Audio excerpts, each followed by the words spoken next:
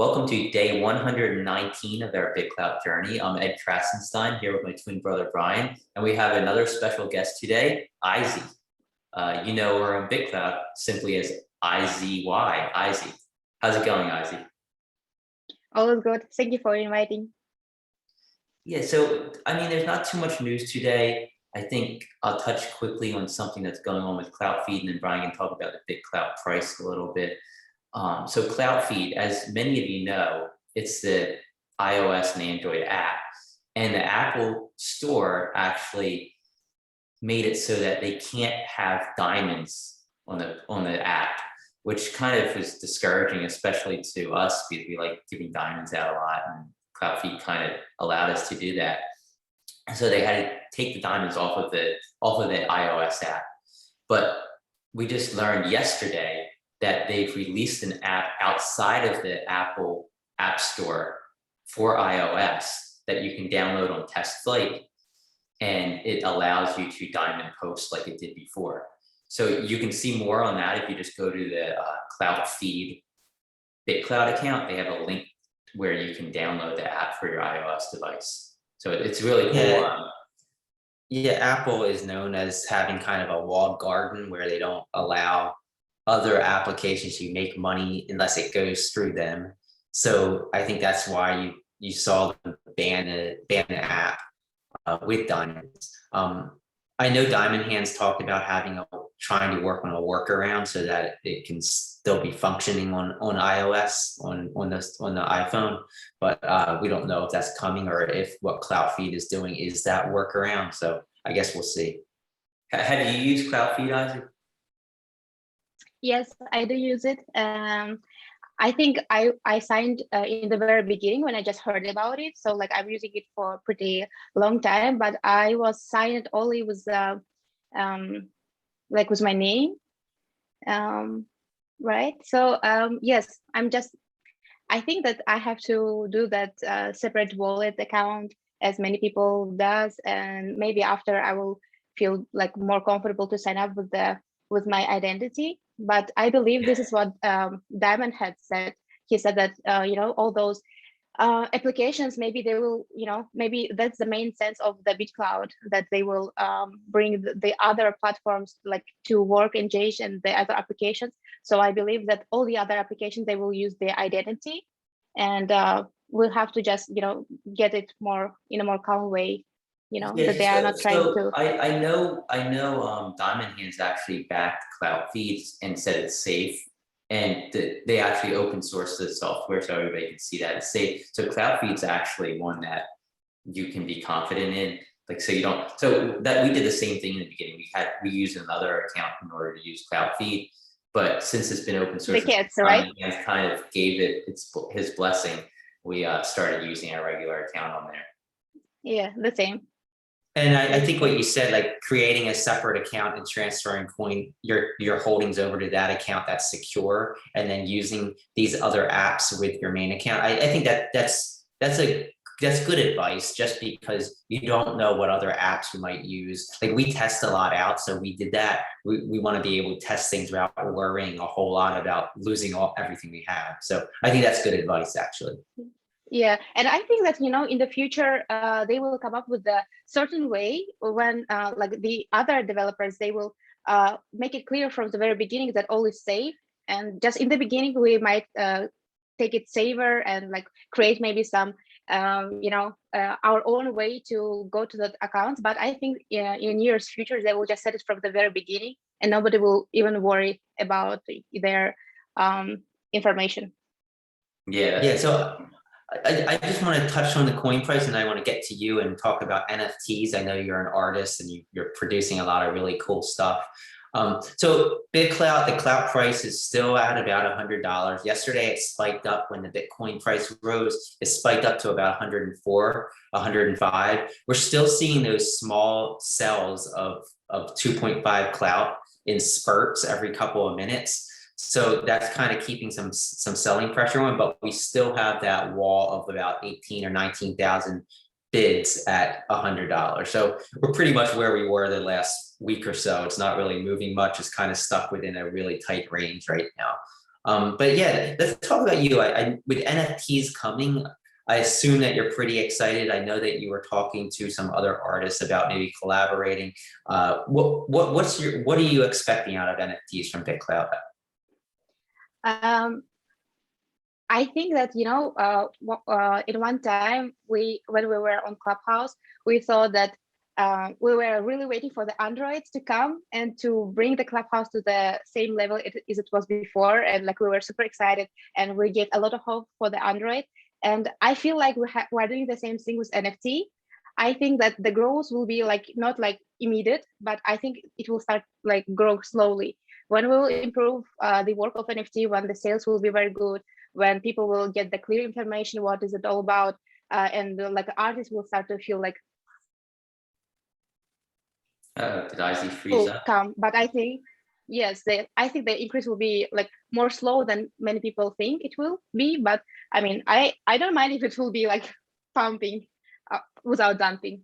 Yeah, I think we're gonna see. I think we're gonna see some bigger names come onto the platform and mint NFTs. I think that's gonna kind of create a chain of events where collectors come on and then other artists come on. But I don't think it's gonna be immediate either. I think it's gonna take some time. Yeah, and I think that I really hope to see some artists who left the platform. I hope they will return. And yes, I'm just curious what will happen. So do you have plans to mint anything yourself? Like, do you have any concrete plans? Yeah, you do. Would you like to talk about them, or are you gonna keep it a secret? I mean, I can tell something like I like to share with the ideas because like when we keep them in our mind, they sounds very cool, right? And we think we start to like a bit exaggerate what the results will have. But when you share the ideas, you really start to like see that they have some minuses, some weak sides, and when you share with them after, you are able to go on and like really evolve them. So I never mind to share with the ideas. So the first NFT which I will mint for sure is the like Rushmore kind of image. I don't know if you guys like anime, but like I'm a fan of anime and I watched Naruto all my childhood. And in the Naruto, they have the mountain with all their like presidents on that mountain, and like the inspiration comes from the the monument in the States. So I did the same for the BitClout. So I just went to the list of the top creators. I picked like the 5 of them, and I painted their faces on the mountain wall. So like kind of they are made from the soul from the mountain, like they're sculpted in there. And yes, it's like double inspiration, which comes from Rushmore to the Naruto anime, and now it comes to the BitClout. So it have like a very long inspiration. You can call it Clout Rushmore, right? Yes. So yeah, like that sounds awesome. I like that.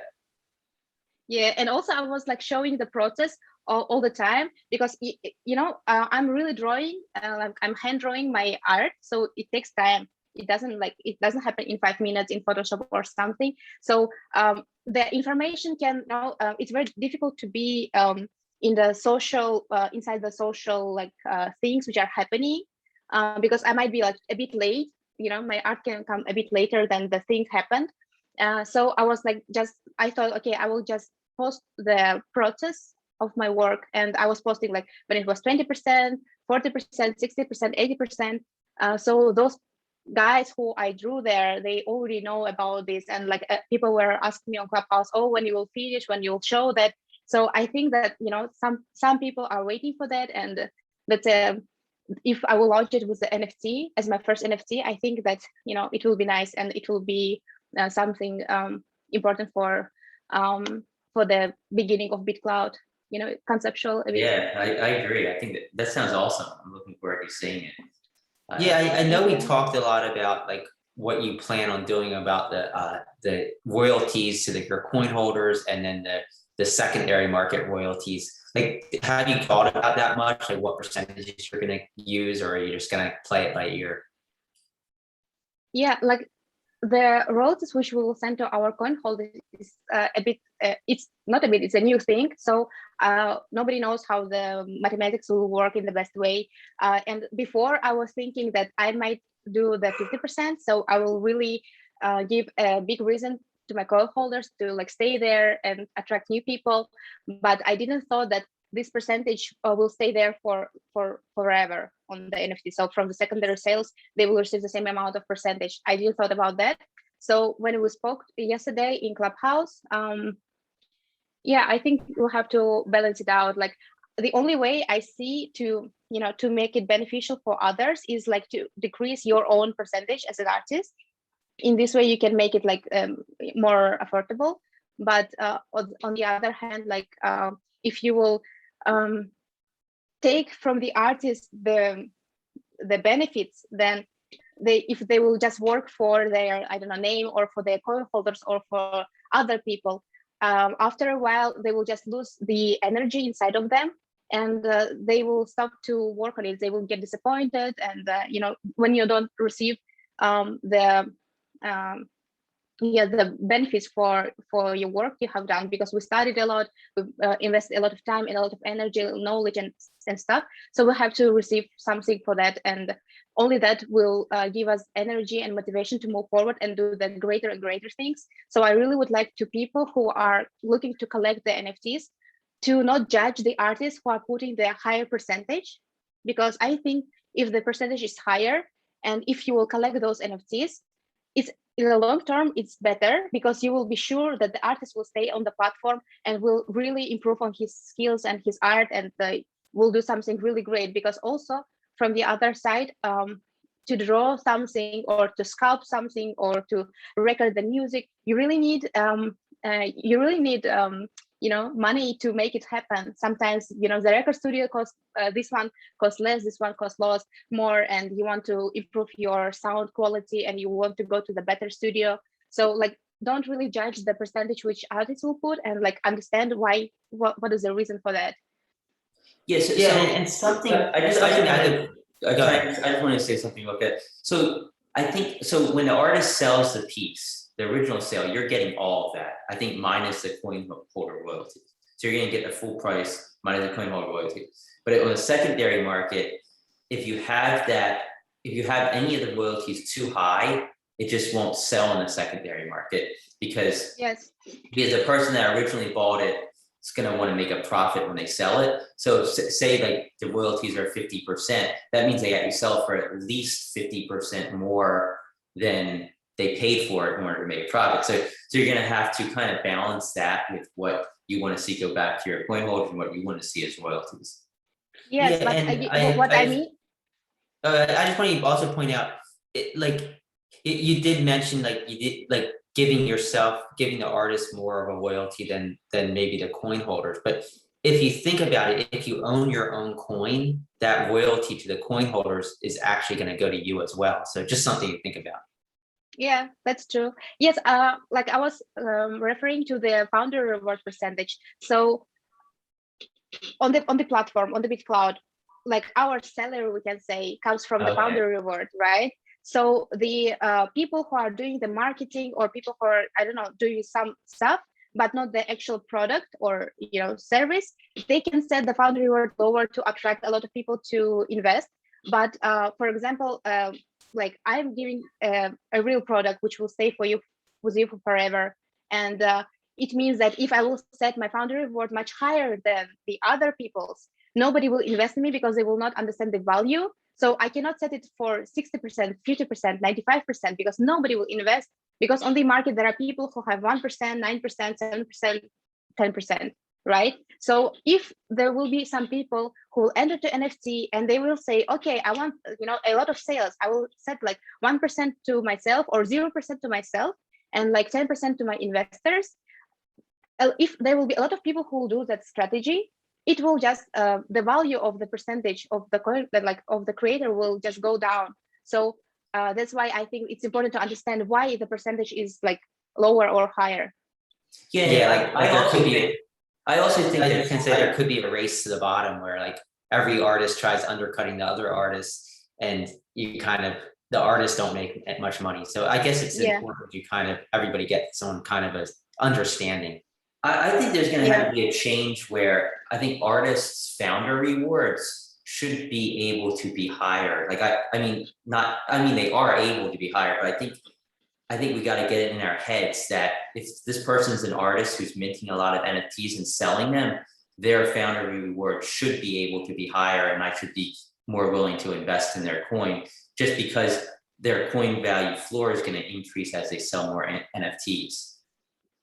Yeah, I'm agree. Yes. And I actually had this conversation with Michael Joseph in the very, very beginning.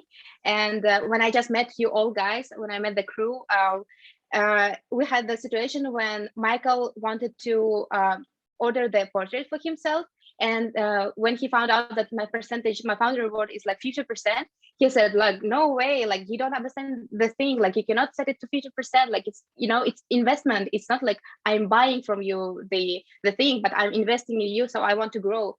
Like, after a certain time, he ordered the portrait, but my founder reward was at 20%. So it did happen, but, you know, there are some very knowledgeable people who understand the platform, but still they do not understand this the art sphere, just because they have the different experience. Yeah, and I think it's going to take time for everybody to kind of like experiment and see what's working and what's not working. You know, like, we don't know the percentages that are going to be the best until it actually happens, and we see some artists having higher founder rewards, having lower royalties, higher royalties, lower founder rewards. I think it's something that they're all going to have to experiment with and see what works best for them. And what works best for them might not work best for the next artist or the next artist, but it's gonna be an experimentation process. Yeah, I'm excited. I want to see what will happen. And like, people are so creative. Like, I really I enjoy the platform because it's the very beginning, just because the uncertain stuff attracts a certain mindset of people. So people with entrepreneurial spirit and like experimental spirit, and that means that the quality of all the products built on BitClout will be super, super nice. And actually, I'm entrepreneur by myself, and I'm learning a lot from the community, like the way how they do the projects and like how they evolve. Yes, I'm really like not only like looking into the art and excited about NFT, but I'm also interested how the marketers will use this NFT, like how other people will, you know, which idea they will bring there. And I'm very curious to see that as well. Yeah, I think this first wave of users are kind of like the builders and the innovators, and then you're going to have the wave of everyday users that kind of come and start using everything that first wave built and came up with and created. So I think it's going to be exciting as we move forward and they start promoting things more and adding fuel to the fire, like they say, and as NFTs come on. Yes, so you were part of the BitClout Conference, which took place in, what was it, Spain? In Italy. Oh, Here Italy, in Italy. I'm sorry. Do you live in Italy? Yes, okay. I live in Italy. Yeah, so I live in Rome. Oh, yeah, that's right. Yeah, so it took place in Italy, and it looked like you guys had a great time. I saw some of the pictures. Yeah, so we thought, okay, the first BitClout conference should be like super nice, because like in the Europe it will happen for first time, and we saw how you guys met in the States. So we like kind of had the idea of like the certain level which was already existing, and we wanted to like develop it. So I really was looking forward to make the conferences. So the conference means that it's not just a meetup, it's not just like a dinner with a nice people and like drinking some nice drinks, but I also wanted to like put the educational sphere there, the co-working, and also like enjoying having fun. And I thought that it would be a very nice idea to make it like not just for a few hours, but for a few days. So we basically met for 3 days for the weekend, and it was like the beginning of July, and the best place to be in July, I suppose, is Sicily, because it's a curved island. It's so beautiful. The sea is amazing. So like everything is just really, really nice. So we picked the location and found out the villa. The villa was super nice, and actually had a lot of stories connected with that. Like, as you know, the mafia comes from Italy, and actually particularly from Sicily. So I think I can tell about it, because, you know, there is no problem. So the owner of the villa was like from those like kind of people, and he had 70 villas in a very short part of the island. So we were like, speaking with the real kind of mafia, like modern mafia, and the guy is like, yeah, we had some very unexpected experience with them. It was nice. Yeah, it looked like you had fun. I saw the video of you jumping into the pool. Yeah, I was dreaming about that, really dreaming, because we worked so hard to make it happen. And the first jump was super special for all of us. It was Joanne, it was Wilfried, and it was me who was preparing the conference. Yeah, so what's next? Do you have anything planned for the next conference? Yes, we were thinking to make the next one in France, but maybe we will switch to Canada. So in Canada, we have like two capitals of BitClouters. It's Vancouver and Toronto. So we are thinking about making the next conference in Toronto, and the next one, which will happen next year, in Africa for the COVID restrictions. But I think that to Africa, a lot of people would like to go because it's like something exotic, and a lot of people have them on the list to go. Yeah. So yeah, I'm excited about Africa and Canada. Yeah, that sounds like fun. So everybody check out BitClout Conference. Is it just at BitClout Conference on BitClout? This is just account, and on the bio we have the links to the Telegram channel, to Discord, and everywhere what you need to find. Yeah, so everybody should check that out, and everybody should check out IZY on BitClout. She's a great artist, and she's going to be minting NFTs. So check out her profile. And thanks again, IZY, for taking part in this morning discussion. And I'm sure we'll have you on again in the future. Yeah, we look forward to your NFTs. Yeah, and I will do some NFT with you guys, and I would like to also touch some social topics. So it won't be only about the art by itself, but also I will touch some social topics, and you will be included. Awesome, sounds good. Great. Thanks again, IZY. Okay, thank you for inviting. Ciao.